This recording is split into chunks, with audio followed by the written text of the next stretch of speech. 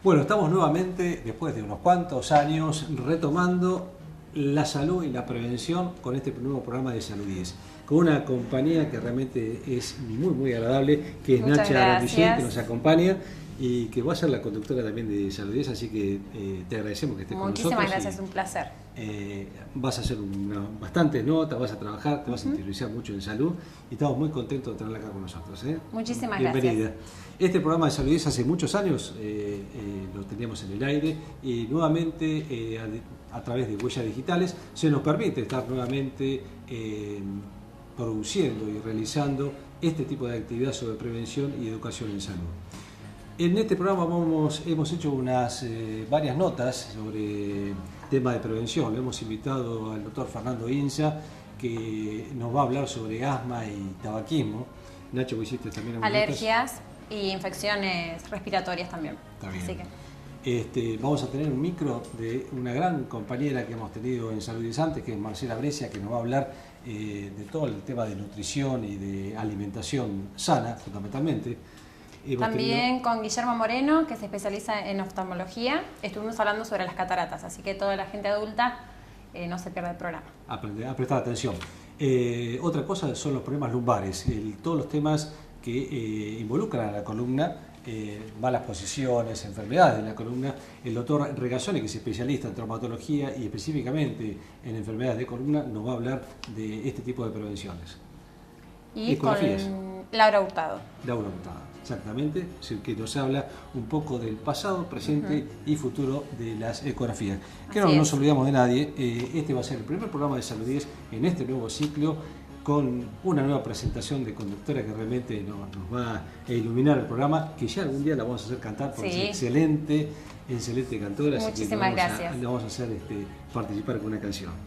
Y vamos a ir adelantando que todo este programa se va a realizar los lunes a las 21 horas por Canal 2 de Cablevisión.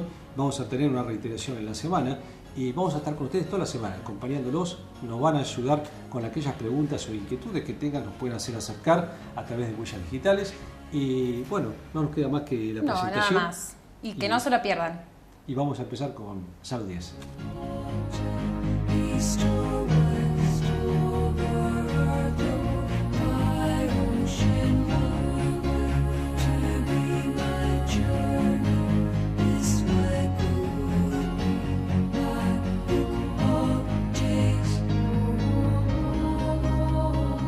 Bueno, como dijimos al principio de la presentación de Salud 10, vamos a hablar hoy con el doctor Fernando Inza, especialista en neumonología, y vamos a hablar de un tema que es bastante, podemos decir, candente, frecuente, y que es el cigarrillo, el tabaco, y qué mejor exponente que Fernando para comentarnos sobre este tema tan especial. Pero hoy vamos a hacer hincapié en algo muy particular, que es el cigarrillo en las mujeres especialmente, y su repercusión en los hijos, en sus futuros embarazos y en la infancia. Fernando dentro de poco va a hacer esta presentación en un congreso en la ciudad de Buenos Aires y hoy lo tenemos como invitado en Salud 10 para que nos comente un poco de esta problemática que es tan frecuente y realmente que no podemos dejar el flagelo del cigarrillo que nos avanza día tras día. Fernando, gracias por estar nuevamente con nosotros y en una nueva rutina de Salud 10 después de tantos años. Y bueno, la idea es preguntarte un poco del tabaco y su influencia en las mujeres y en los chicos, ¿no? Sí, primero felicitarte por la iniciativa de volver con este programa que realmente es tan trascendente para llegar a la comunidad con criterios bien puntuales, bien concretos y de prevención. Sí, es una problemática. Me invitaron a dar esta charla el mes que viene en el Congreso y la invitación fue el binomio tabaco-asma y cómo puede relacionarse desde el origen causal del asma bronquial y la evolución, el pronóstico y la morbimortalidad. Y el impacto del tabaco y el asma comienza en los primeros meses de vida y desde el seno materno. O sea, hay diversos estudios científicos que están demostrando que las madres fumadoras durante el embarazo ya puede estar repercutiendo sobre la vía aérea, sobre el diámetro de la vía aérea. Y no solamente el cigarrillo de forma activa, sino también pasiva. No, pasiva, sí. Incluso hay un estudio con cotinina. Cotinina es un marcador de de cuánto llega del tabaco a repercutir en el organismo. Y se ha hecho estudios de nicotinina en el líquido amniótico y hay 8 veces más cotinina en la mujer fumadora que en la no fumadora.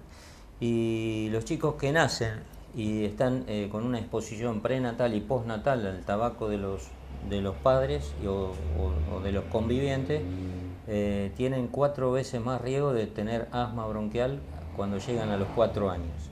Porque el impacto del cigarrillo en una vía aérea que está en etapa de maduración puede generar una serie de cambios inflamatorios. Esa inflamación se hace crónica y después termina con un asma bronquial, sobre todo cuando hay una correlación con la madre alérgica o asmática y hay otros factores condicionantes, pero está demostrado que el tabaco actúa como un disparador. Y esto ha hecho también que la mujer hoy en día es mucho más fumadora de lo que era hace varios años atrás, y esto repercute mucho más. Por ejemplo, la brecha de cáncer de pulmón antes era 9 en varones, 1 en la mujer, y ahora esa brecha se ha achicado muchísimo a 2 a 1, 3 a 1. Todavía hay un concepto como que se está fumando menos y demás, pero todo depende del grupo etario, de qué género estemos hablando, de qué clase social. Te doy un ejemplo. Nosotros desde el Hospital Materno Infantil estuvimos en un trabajo cooperativo de hospitales de la provincia de Buenos Aires, que ganamos un premio y demás en un congreso como trabajo epidemiológico, pero por más premio o no premio, lo preocupante fue que acá en nuestra ciudad, más del 50% de los nenes, de los lactantes, están expuestos, ya sea pre o postnatal, al cigarrillo. A veces las madres no han recibido un concepto claro sobre la importancia de la prevención y sobre todo que hay fumadoras activas durante el embarazo en más del 20%. O sea que hay un tiroteo permanente de esa vía aérea que está en formación. Algo que realmente uno piensa que a esta altura una mujer embarazada de cigarrillo realmente... Claro, pero son realidades. Uno presume que no se tiene que fumar en el embarazo, pero ocurre. Uno presume que si un adolescente es asmático no tiene que fumar y sin embargo, no solamente fuma, sino que fuma un poco más que los no asmáticos. Eso llama la atención en estadística, como que son fumadores cotidianos más que el no asmático. Es muy común que el chico, por una cuestión de desarrollo respiratorio y tratamientos que hay actualmente, ande bien del asma. 2/3 de los casos, más o menos para la adolescencia, deja de ser asmático. Pero uno de los motivos de recaída, que es bastante común también, es cuando empiezan a fumar. Entonces hay que también advertirle que si fuiste asmático, sos alérgico, por más que haya evolucionado clínica y funcionalmente bien, y que parece que si se vuelve a fumar, el fumar puede actuar como disparador para que recidive o vuelva a ser asmático, y hay que advertirlo bien. Se ven muchos casos de asma hoy en día, ¿no? El asma es una enfermedad que está en prevalencia, en aumento en todo el mundo. Por suerte la mortalidad ha bajado. Por ejemplo, antes se morían 1000 argentinos por año, ahora se están muriendo 600 y pico por año. Y ha bajado posiblemente por la aparición de medicación controladora del asma bronquial, que antes no había. Pero la prevalencia está en aumento y se está estudiando por qué. Entonces, hay un estudio de las 2 Alemanias que fue muy interesante antes de la caída del muro de Berlín, donde agarraban ciudades del mundo occidental era Leipzig con Múnich, versus ciudades del mundo oriental, y vieron que en la ciudad del mundo oriental, donde menos confort, el chico más expuesto al frío, al aire libre, como nosotros cuando éramos chicos, había más bronquitis, más infecciones del tracto respiratorio. En cambio, en la ciudad del mundo occidental con mayor desarrollo, computadoras, el chico metido más adentro, más expuesto a tabaco hogareño, a alergeno, etcétera, hay más cantidad de enfermedades alérgicas y asma bronquial. Entonces, se está estudiando que el factor externo, es decir, yo tengo que tener un condicionamiento genético, pero eso es un genotipo que no alcanza a determinar la enfermedad. Cuando hay un factor externo, ya sea alergia, infecciones de muy chiquitito, sobre todo con virus, que es uno que se llama rinovirus, y el tabaco, serían los factores que están aumentando la prevalencia de asma a nivel mundial. Por suerte se han desarrollado tratamientos muy buenos de control. Ahora hay cualquier cantidad de asmáticos deportistas sin ningún problema porque se logra controlar. Exacto. Y en cambio en la década del 80 y el 90 había solamente tratamiento de alivio y nada más. Si usted es mujer y realmente fuma y está embarazada, o si su entorno realmente están fumando y tienen un embarazo en curso, o hay chicos, esto que está diciendo Fernando realmente es muy interesante para tratar de que ese chico el día de mañana no sea asmático y no sufra de enfermedades respiratorias, porque el tabaco, como siempre lo decimos, realmente es una droga legal, entre comillas, pero que produce enfermedades muy, muy importantes y está al alcance de cualquiera, ¿no? Sí. Fernando, bueno, el asma, como vos lo decís, entonces tiene mucha implicancia en aquellas mujeres que son fumadoras, que esto es algo bastante nuevo. Los tratamientos, ¿se debe hacer tratamiento de prevención en los chicos de mujeres fumadoras cuando nacen? No, si no ha tenido manifestación clínica, se toman medidas preventivas sobre el medio ambiente y estar muy atento y separar lo que son cuadros respiratorios comunes, como sería una rinitis, una traiquitis, un catarro común, sí, que es algo habitual, pero cuando cada resfrío, cada catarro termina con un comportamiento espasmódico, silbidos, agitaciones, y eso mejora con un broncodilatador y hay antecedentes familiares, y hay tabaco intrahogareño, empiezo a sospechar que puede haber en curso un comienzo de asma bronquial. La mayoría de los asmáticos ocurre antes de los 5 años y es muy importante detectarlos a tiempo porque yo puedo modificar el pronóstico y la historia natural de la enfermedad.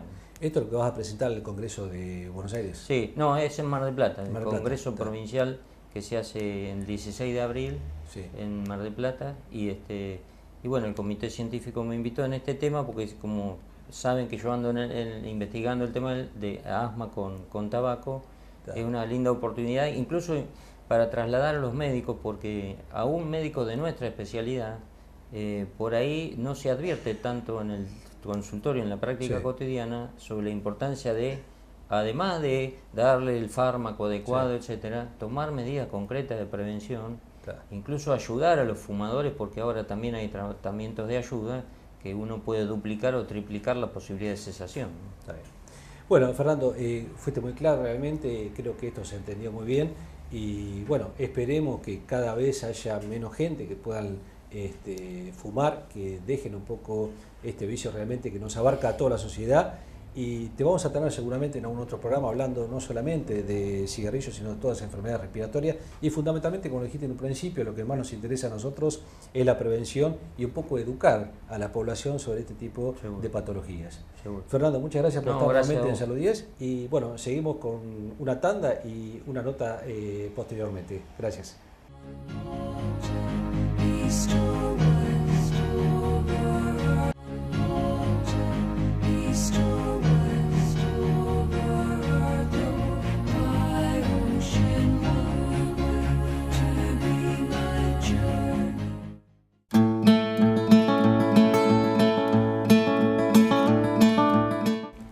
Hola, buenas noches, nuevamente con Salud 10, después de 15 años retomando esto que forma parte de algo de nuestra profesión, con el doctor Perli nos encanta transmitir lo poco o mucho que sabemos y bueno, en esta oportunidad lo que vamos a tratar de ir reconociendo en estos programas son los grupos de alimentos. Vamos a hablar de las guías alimentarias. Sabemos que las guías alimentarias ya en el 2015 están planteadas con mensajes reformados. A medida que vayan pasando los programas vamos a ir incorporando temas que a ustedes les interese. Nos gusta que nos consultes, que nos manden inquietudes, que tengamos la opción de poder hacer un buen feedback en este programa donde tratamos de hacer prevención, no tanto del tratamiento, sino tratar de hacer prevención. Es así que me van a ver que en el escritorio tenemos un montón de muestras de alimentos. Estas réplicas de alimentos que son utilizadas en proyectos que estamos en la universidad, en la carrera de licenciatura de Tecnología de los Alimentos, donde estamos utilizando las réplicas de alimentos para que sea mucho más gráfico y enseñar desde lo que vemos en el plato de todos los días. Como les decía al principio, es importante hacer prevención y para hacer prevención hay que conocer. y no tratar de ir reconociendo y mostrando cuántas son las calorías que aportan los alimentos, sino tratar de aprender cómo hacemos las equivalencias, cómo los podemos reemplazar. Tengo toda una mesa con pastas, con cereales, con legumbres, con los panificados, donde estos son los que aportan mayor cantidad de calorías de las que el cuerpo utiliza y bien. ¿Por qué? Son los hidratos de carbono. Estos hidratos de carbono los vamos a utilizar siempre para hacer actividad física, los vamos a guardar en el hígado y los vamos a guardar en el músculo. Por eso es importante cuando vamos a hacer una actividad física tener alimentos de este grupo. Por supuesto que además de aportar calorías, que son los hidratos de carbono, tenemos todo el grupo de hidratos de carbono que son complejos. ¿Qué significa? Al cuerpo le cuesta más metabolizarlo y es mejor que consumamos este grupo de alimentos de hidratos de carbono y no los rápidos, los simples, los de absorción rápida. ¿Cuáles son los azúcares, los dulces?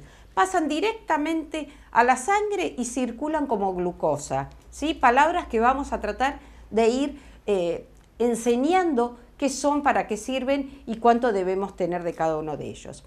Si empezamos por el grupo panes, nosotros queremos hacer equivalencias. Muchos preguntan, ¿el pan realmente engorda? ¿Sí? Esa pregunta que todos hacen. Si yo considero las calorías que tiene un miñón, por ejemplo, en este ejemplo, si yo lo corto y hago tostadas, en sí estoy consumiendo la misma cantidad de calorías. O sea que ante la respuesta, ¿el pan engorda menos que las tostadas? Es exactamente lo mismo. La diferencia es que está deshidratado. Entonces, aportan calorías, puedo comer o tostadas o puedo comer el pan. Con respecto a los panes lactales, tenemos panes integrales y panes blancos. Obviamente, cuanto más cantidad de panes integrales incorporemos en nuestra alimentación, muchísimo mejor. Recuerden que además los productos hoy vienen con gran cantidad de semillas, podemos llegar a tener semillas de lino, podemos tener semillas de chía, que aportan estos omega 3 y omega 6 tan buenos para favorecer la disminución del colesterol y de las grasas en sangre. También tenemos las galletitas. Ojo cuando uno piensa que como galletitas no como panes. Las galletitas, la mayoría, tienen mayor cantidad de grasas, mucho más que lo que tiene un miñón, que no las tiene. Ya hoy Argentina, desde el año 2014, es un país libre de grasas trans. Estas grasas trans son esas grasas más complicadas que se van a depositar como triglicéridos, son grasas que se depositan en las arterias y son las que hacen que la panificación los utilice mucho más, las industrias panificadoras. Las galletitas lo mismo, ojo con aquellas galletitas muy ricas en cereales, pero ojo que tienen mucha cantidad de grasa. Cuando la galletita es muy adictiva, es muy rica, es que tiene mucha cantidad de grasa. Puedo pasar a una galletita de bajo tenor graso que ayudaría. Si uno me pregunta, galletitas, pan, yo recomiendo el pan. Los panes integrales son mejores por la cantidad de fibra, no por menos calorías, son las mismas cantidades de calorías. También tenemos un pan de pancho y un pan de patty.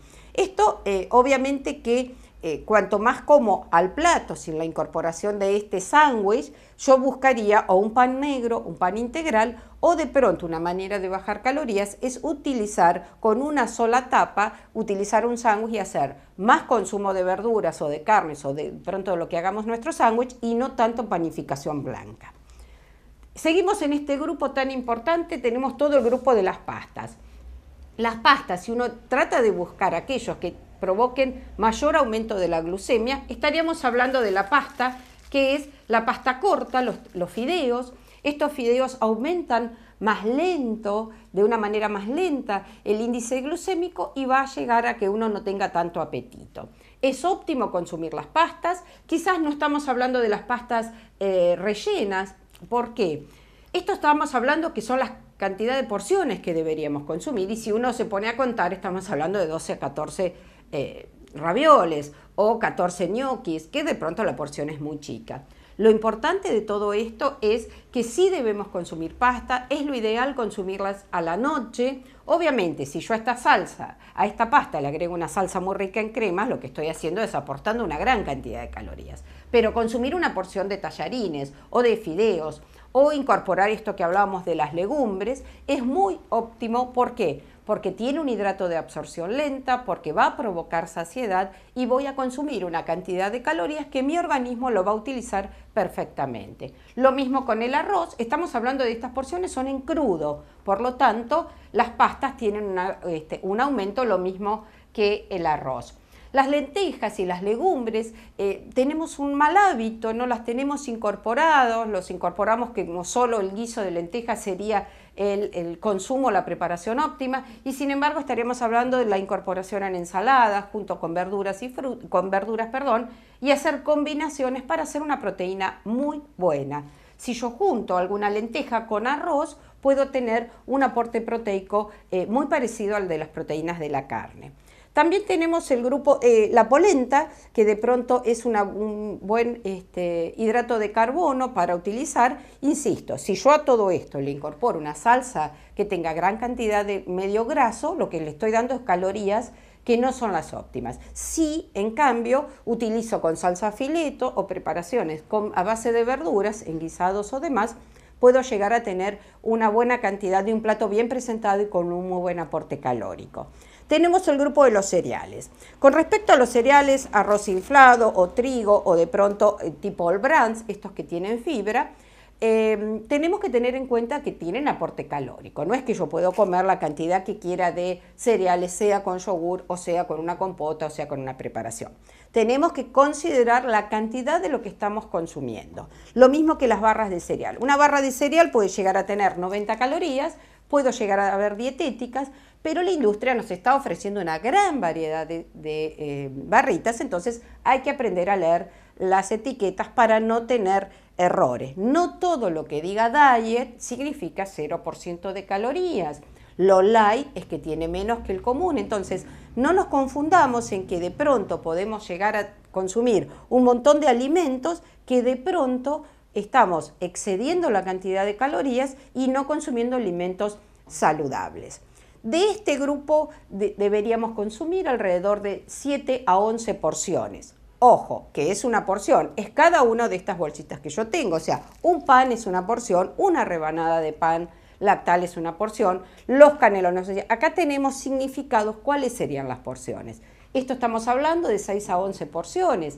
Si consumimos 3 millones al día, de pronto podemos consumir 2 porciones de tallarines o podemos consumir arroz o algún cereal. Y todo esto influye en que yo consuma a lo largo del día estos hidratos de carbono. Obviamente que si yo excedo la cantidad de hidratos de carbono que voy a utilizar, sea con la actividad física, con el metabolismo común, lo voy a depositar como grasa. Tengan en cuenta que yo no he puesto de pronto ni golosinas ni productos ricos en hidratos de carbono y alguna otra grasa. ¿Sí? Ustedes podrían decir, ¿qué hacemos con las facturas? ¿Qué hacemos con las pizzas o todo esto que yo le puedo agregar mucho más cantidad de grasa y ya no estoy incorporando un alimento totalmente saludable? Con respecto a este grupo de alimentos, es la base de nuestra alimentación. Insisto en tratar de incorporar productos que sean integrales, tenemos muy buen aporte del complejo B, la industria nos está ofreciendo una gran variedad de productos funcionales, aquellos que además de consumir un hidrato de carbono, de consumir un principio nutritivo, nos está aportando algo para prevención de alguna de las patologías. En todos estos programas lo que vamos a ir haciendo es ir conociendo los grupos de alimentos para después ver cuáles son las normas de alimentación y después vamos a ir tocando temas de algunas patologías. Obviamente que estoy muy contenta de formar parte nuevamente de Salud 10 y lo que espero es las preguntas de ustedes o los temas que les interesa, porque para que esto sea útil, que creo que es el fin del programa, lograr que ustedes puedan evacuar todas las preguntas o las dudas que tengan, porque en alimentación hay grandes errores, grandes horrores y muchas verdades. Pero bueno, contenta de estar nuevamente con ustedes y bueno, a la espera de las preguntas que nos puedan hacer y nos vemos en un próximo programa. Gracias.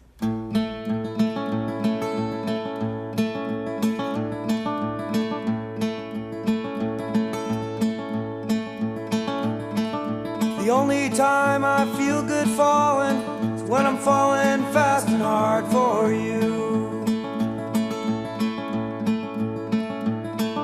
The last 2 digits when I'm calling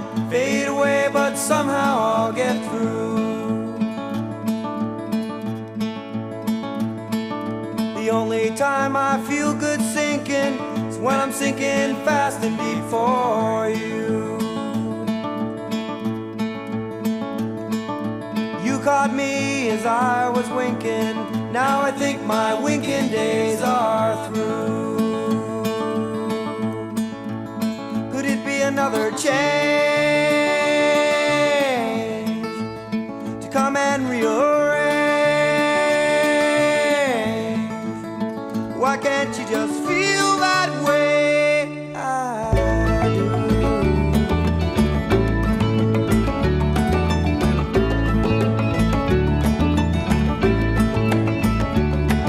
You can't love no one. You can't love.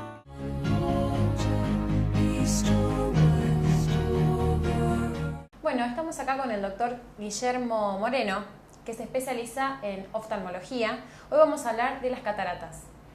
¿Qué son las cataratas, doctor, y cuáles son sus síntomas? Bueno, primero muchas gracias por invitarme. Para responder esa pregunta trajimos una maqueta de un ojo, de un globo ocular, y definimos a la catarata como la pérdida de transparencia del cristalino. ¿Qué es el cristalino? El cristalino es una lente que tenemos dentro del globo ocular, que como su nombre lo indica, es transparente, es cristalino.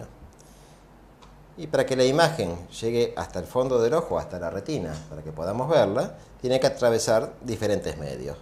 La córnea, el humor acuoso, que es un líquido que tenemos entre la córnea y el cristalino, y después el vitrio, que es lo que rellena el contenido del ojo. Cuando el cristalino, esta lente, pierde su transparencia, es lo que técnicamente se denomina catarata. ¿Es una enfermedad de gente adulta? Es una enfermedad no exclusivamente de la gente mayor, sí se ve con muchísima más frecuencia en la gente mayor, pero existen muchos tipos diferentes de catarata, desde la catarata congénita, que debe ser de solución prácticamente inmediata, hasta otro tipo de cataratas de origen traumático, como consecuencia de cierto tipo de medicación, pero las más comunes son las cataratas que sobrevienen con el paso del tiempo, la catarata senil.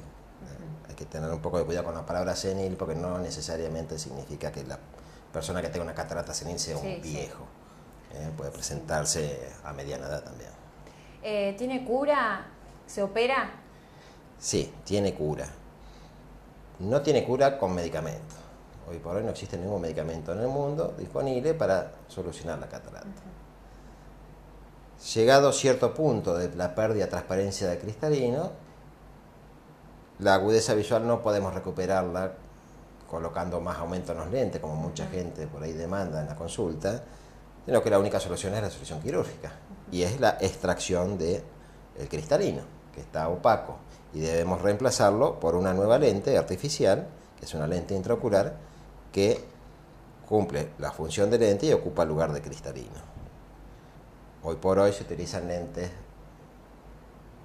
muy chiquititas que se colocan plegadas y se despliegan dentro del ojo, lo cual hace que la incisión, el corte que hay que hacer para sacar a la catarata es un pequeñísimo corte, no la gran incisión que se hacía hace muchos años atrás.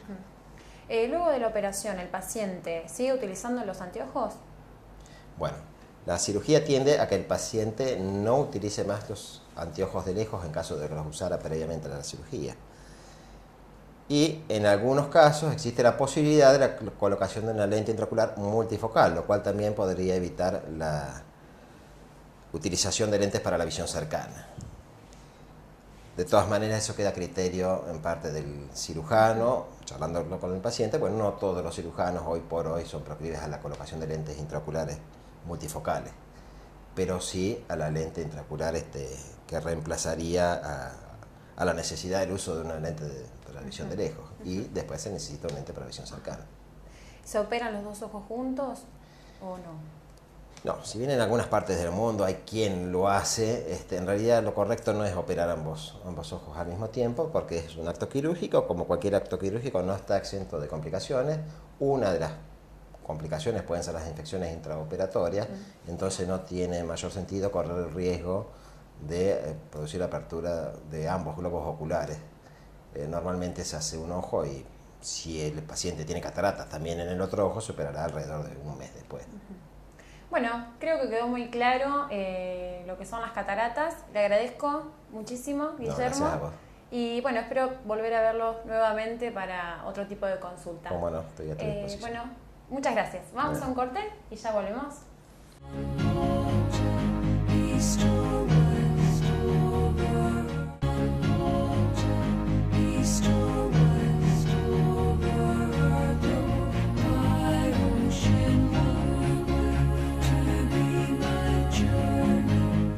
Bueno, vamos a hacer una nota en este momento sobre una patología que comentamos al principio, que es la patología lumbar, los famosos dolores de espalda, las famosas lumbalgias.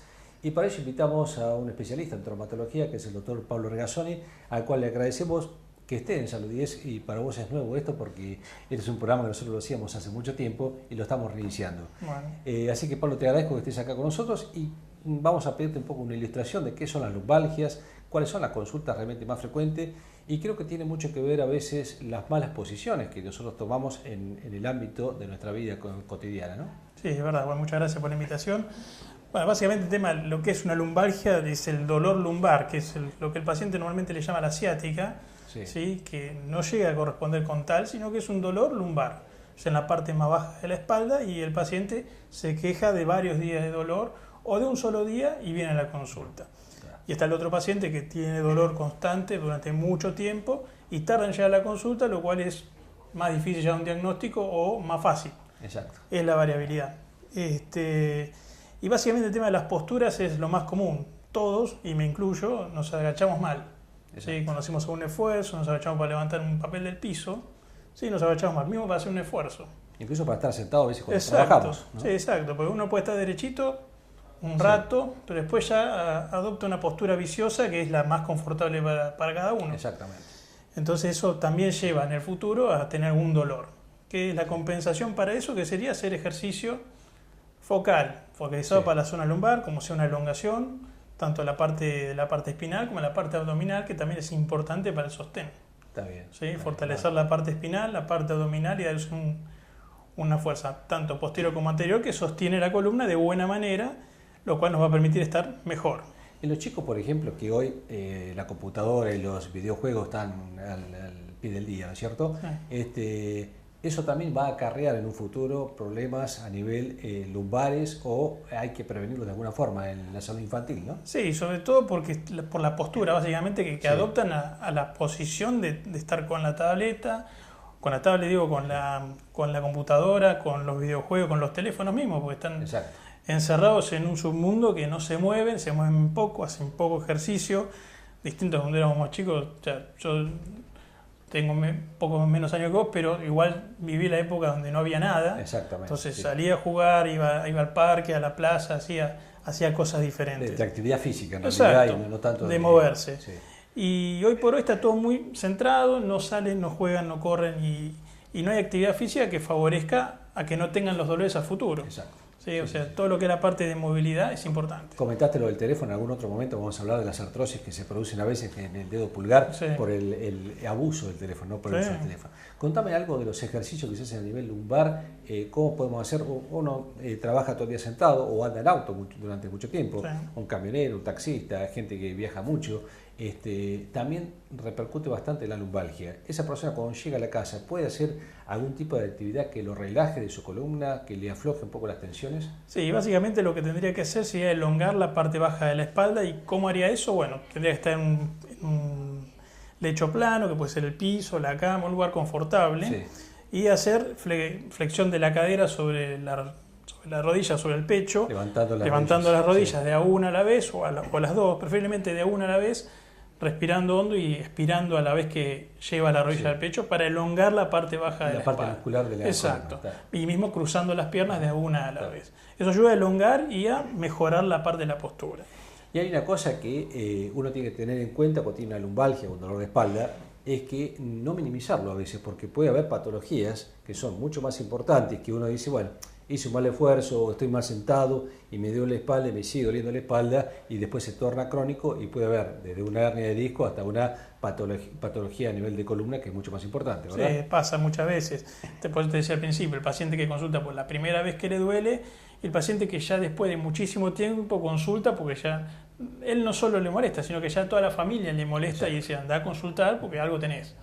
Y bueno, ahí empiezan todos los que son diagnósticos de estudio, radiografía en primera instancia y después se va complejizando un poco más. Antes el tema de la columna era un poco tabú o teníamos miedo de tener enfermedades de la columna. Hoy la columna se puede tratar, se puede diagnosticar, se puede prevenir y eso es lo importante de que le podemos llegar a realizar.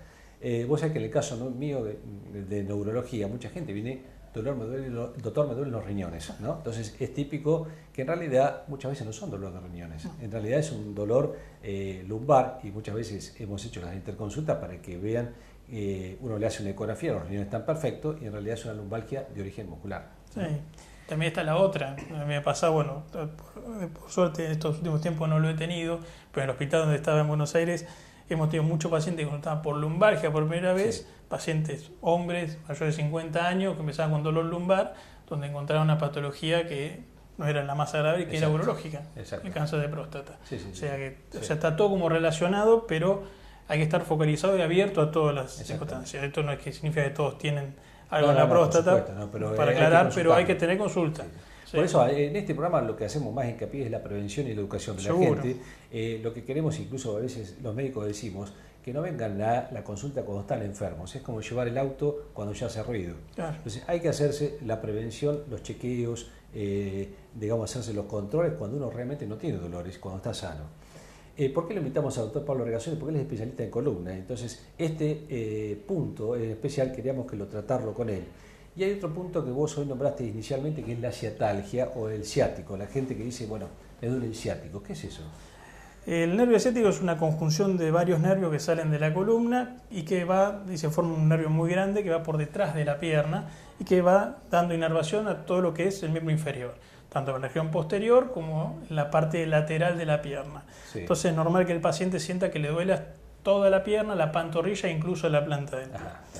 No todas las ciatalgias son iguales, son variables, todo depende del lugar donde tenga la patología que produce el síntoma, que puede ser una patología discal o una patología ósea.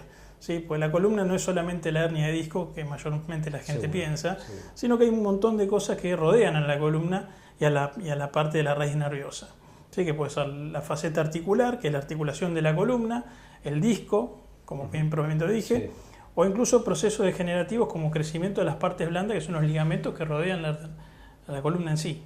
Claro. Todo eso, que es parte del proceso degenerativo que todos tenemos, ¿sí? A veces repercute de tal manera que irrita el nervio y genera una descarga eléctrica. Claro. Para tener en cuenta qué es lo que siente el paciente que tiene una ciatalgia, es como golpearse el codo, que da esa corriente molesta que queda como un residuo de hormigueo. Lo mismo ocurre en la pierna. Exactamente. Y hay gente que lo sufre muchísimo y hay gente que lo sufre muy poco, que es más tratable. La gente lo tiene muy presente y que no cede con distintos tipos de tratamiento, en determinadas oportunidades tiene que terminar una cirugía que, bueno, no es la mayoría de los casos. Exacto.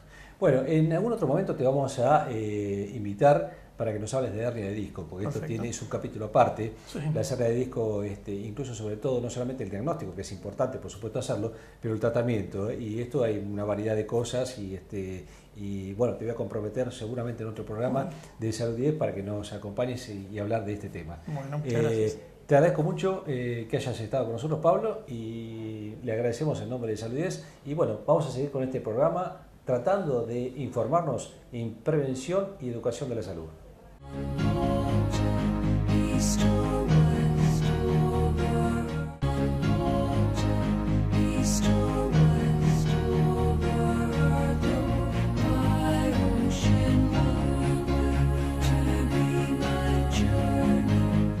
Hoy comentamos en el principio que íbamos a hablar un poco de método de diagnóstico y específicamente vamos a hablar de ecografía.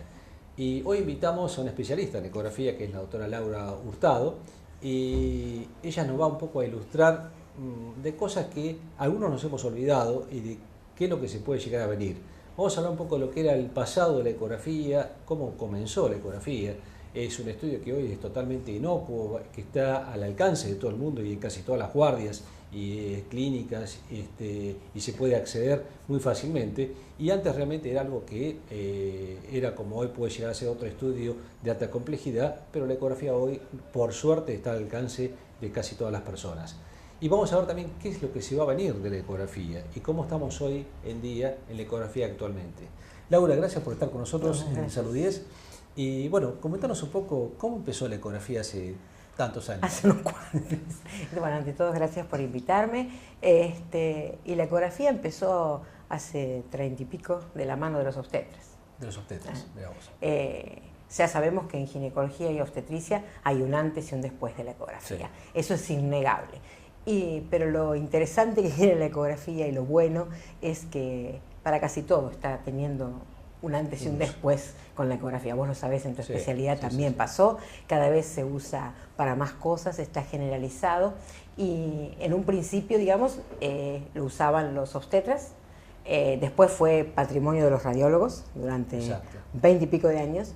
Y últimamente se está viendo un giro de una ecografía distinta, que es una ecografía de urgencia o de emergencia, o si querés llamarlo así, porque a mí me gusta, me parece que es muy gráfico, es el transductor usado como estetoscopio, para una revisación simple, primaria, o en el consultorio del especialista o en la guardia. Claro. Y bueno, y el campo es increíble, es increíble. Realmente en cualquier urgencia, emergencia, a veces en mi patología o algo que es muy frecuente, que es un cólico renal, hoy por hoy la ecografía nos puede llegar a decir en un tiempo muy rápido y en forma inocua, porque no es invasivo para nada, si tenemos alguna piedrita, si hay alguna dilatación del riñón o algo, y como esto en todas las especialidades realmente se usa. Y los obstetras, como bien vos decís, que fueron los originarios, antes era para saber si estaba embarazado o no, y ahora ya queremos ver en la cara si tiene, qué rasgos tienes y todo, ¿no? Se ha llegado con el sonido, porque la ecografía es a través del sonido, a lograr una precisión bastante buena. Claro, también está bueno que menciones eso, porque uno de los grandes cambios que hace la ecografía es cuando pasa del analógico al digital. Y ya sabemos que lo digital no tiene límites. Es cierto. Entonces, es más, ahora las empresas de ecógrafos se están asociando con empresas de software. Por ejemplo, hay una que se asoció con Samsung, o sea, que tenés ecógrafos que son Samsung, se suena así. En cualquier momento vamos a poner otra el teléfono Fuji. celular. Sí, callate, me contaron eso en el último congreso, claro, que vas a poder mandar por Bluetooth las imágenes a un celular siempre y cuando sea Samsung. Ajá, claro, bueno, ahora, está bien, son fieles a la marca, pero bueno, y sabemos que parte, o sea, la medicina sabemos que siempre es la misma, pero los avances tecnológicos nos dan otra visión y otra manera de poder intervenir y ayudar al paciente mejor y más rápido. La ecografía indudablemente es una de ellas. Sí. Antes era la radiografía, después vino la radiografía intervencionista, pero la ecografía, como la tomografía, que están avanzando, la resonancia y todo eso, pero hoy por hoy existen a veces algunos tabúes con la tomografía, con la resonancia, cosa que con la ecografía todo el mundo se presta porque es algo que no le vamos a tener miedo, que es inocuo, que no es invasivo, y que realmente hace no solamente diagnóstico, sino en muchos casos hace prevención. En los casos de los embarazos, en muchas casas se diagnostican enfermedades que se pueden llegar a tratar intraútero, ¿no? No, tal cual. Y además, la ventaja que tiene la ecografía es que puede ir hasta donde está el paciente. Exacto. O sea, tenés hoy por hoy, lo mismo que pasó con las computadoras, tenés portátiles, y tenés portátiles bárbaros, y entonces los podés llevar hasta donde está el paciente. Y eso a veces es una ventaja increíble. Podés llevar al quirófano, no tenés que mudar el quirófano al tomógrafo. Exacto. Entonces eso también es... Y hay algo interesante que en los chicos, por ejemplo, que hoy por hoy se pueden hacer muchos diagnósticos en los chicos chiquitos y que no les duele. Entonces, tal cual. El chico se siente en un principio que ve un aparato raro, que me va a pasar, y después lo termina como que es un juego en realidad. Además, no les duele, además muchas veces podés hacerlo con el padre o la madre teniéndolo UPA. Si se mueve no importa, porque vos almacenás el clip y lo mirás después. Claro. Y no lo tenés que anestesiar. Sí, porque para tomografía, por ejemplo, y eso necesitas una anestesia porque tiene que estar. Así que es increíble. Laura, ¿qué se viene en ecografía? Todo un poco. Has estado en un congreso último y nos tenés que contar algo. Sí. Se viene un cambio de paradigma, un poco lo que te comentaba. Una ecografía va a ser la ecografía de especialista, la de segundo nivel, la de consultorio, que esa no va a cambiar. Pero la otra está todo el concepto de entrenar a todo aquel médico que está en terapia y en una guardia para que sepa hacer las cosas básicas. Claro. Por ejemplo, un accidente. lo que se llamó en un primer momento protocolo FAST, que es para ver si hay líquido libre en abdomen o no. Claro. Vos imagínate un accidente en Chillar. Sí. 4 personas, una sola ambulancia. Si el médico sabe hacer o sea, hoy por hoy se dice en los lugares en Estados Unidos, por ejemplo, que no puedes hacer un correcto triage si no pones ecografía. Se busca la prioridad de la emergencia. Por eso, o sea, ese médico no es que va a ser especialista en ecografía, No, pero va a saber, va a estar entrenado, y bueno, y en eso estoy, entrenando Está bien. gente para lo básico, Perfecto, digamos. perfecto. ¿Y qué me decís de la ecografía intervencionista? Ecografía intervencionista, por ahí para ustedes que están un poco ajenos a todo el tema, se usa para tratar de hacer punciones, por ejemplo, el líquido amniótico en un embarazo, para hacer biopsias, tanto de hueso, para hacer biopsias de próstata, biopsias de hígado. Sí. Y cada vez más aplicaciones. Y cada vez más aplicaciones. Ahora se suman los bloqueos. Ajá, los bloqueos nerviosos, o sea, los anestesistas, fundamentalmente, porque también convengamos que la ecografía tiene tantas aplicaciones que ya no todo el mundo puede manejar absolutamente todo. Exacto. Entonces, fundamentalmente los anestesistas han desarrollado los bloqueos, en vez de bloqueo a ciegas, un bloqueo guiado por ecografía. Entonces, por ejemplo, una fractura de cadera en un adulto, que vos sabés cómo descompensa al paciente la medicación que vos le tenés que dar para que no le duela hasta que llegue la prótesis. Si en vez de tener que darle esa medicación, vos le podés hacer un bloqueo. Te calmas el dolor y tal. Perfecto. Es perfecto. Bueno, Laura, realmente ha sido muy interesante. Vamos a seguir con Laura seguramente en otro programa y un poco más en vivo, porque queremos tratar de ver ecografías para que la gente... a ver, la mayoría nos hemos hecho una ecografía en algún momento de nuestra vida, pero bueno, hay gente que por ahí no conoce los avances nuevos que hay en ecografía obstétrica, en ecografía diagnóstica, y lo que dice Laura de todo lo que se está viniendo. Entonces, en otro momento les prometo y te comprometo a poder tratar de hablar también de los temas de ecografía, pero un poco ya con la aparatología a mano para que le podamos mostrar esto a la gente. Me voy en directo, muchas gracias. Laura, muchas gracias por estar con nosotros estamos. y seguimos con Salud 10.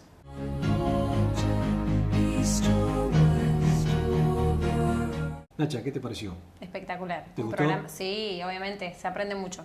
Muy bien, adelante las cámaras, realmente especial, especial. Sí, la primera vez además. Oh, fantástico, realmente. Primera vez acá porque ya sé que has cantado en cámaras y eso ha sido fantástico. Bueno, hemos hablado un poco de prevención, de salud respiratoria, hemos hablado un poco de salud alergias, alergias, infecciones respiratorias, que ahora para el invierno es muy importante tenerlo en cuenta. Exacto, hemos hablado de ecografía y de la columna también, así que esperemos que este programa le haya sido de mucho interés para todos ustedes y la idea es que podamos continuar ofreciéndoles consejos sobre educación y prevención en salud. Marcela Bresa nos acompañó con su ciclo de alimentación saludable y nutrición. Y bueno, yo creo que el lunes que viene la cita es acá en Cablevisión, ¿no? Sí, obviamente. A las 21 horas. A las 21 el horas. lunes. Exactamente. Así que los esperamos a todos. No nos fallen. Nacha va a estar acá también, así que por favor estén presentes. Y vamos a hablar de otros temas muy interesantes que le vamos a ir adelantando durante la semana de qué se va a tratar. Muchas gracias por estar con nosotros. No se lo pierdan. Gracias.